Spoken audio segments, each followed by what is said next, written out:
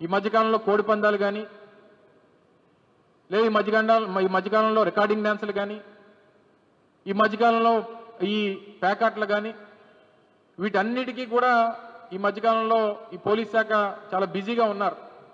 స్టేజ్లు ఎక్కి డ్యాన్సులు వేయమని కొంతమంది, కోడి పందాలు ఆడుతూ ఉంటే వాటితో కొంతమంది, రికార్డింగ్ డ్యాన్సులు వేస్తుంటే వారితో కొంతమంది, పూర్తిగా లా అండ్ ఆర్డర్ అనేటువంటిది నిర్వీర్యం అయిపోయి పోలీసు శాఖ అంతా కూడా తెలుగుదేశం పార్టీ ఒక ఒక అఫిలియేటెడ్ వింగ్ లాగా ఈరోజు తయారైపోయినటువంటి పరిస్థితులు ఉన్నాయి. నేరుగా రాంబాబు గారు పార్టీ కార్యాలయంలో ఉన్నారు. ఎదురుగా ఉన్నట్టు వారి ఇంటి ఎదురుగానే వారి పార్టీ కార్యాలయం ఉంటుంది. వారి పార్టీ కార్యాలయంలో వారు ఉంటే ఎదురుగా ఉన్నటువంటి వారి ఇంట్లో వారి భార్య, కూతుర్లు, మనవళ్ళు అందరూ ఇంట్లో ఉంటే ఇంట్లోకి వెళ్ళాల్సినటువంటి పని ఏంటి?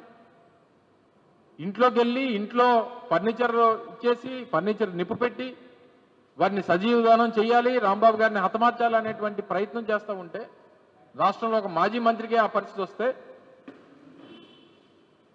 ఇంకా మిగిలిన వాళ్ళ పరిస్థితి ఏంటి? సరే, దాని మీద కేసు పెట్టారు. మరుసటి రోజు జోగి రమేష్ గారి ఇంటి మీద దాడి చేశారు. వారి మీద ఏకంగా పెట్రోల్ బాంబులు వేశారు. వారింటికి నిప్పు పెట్టారు.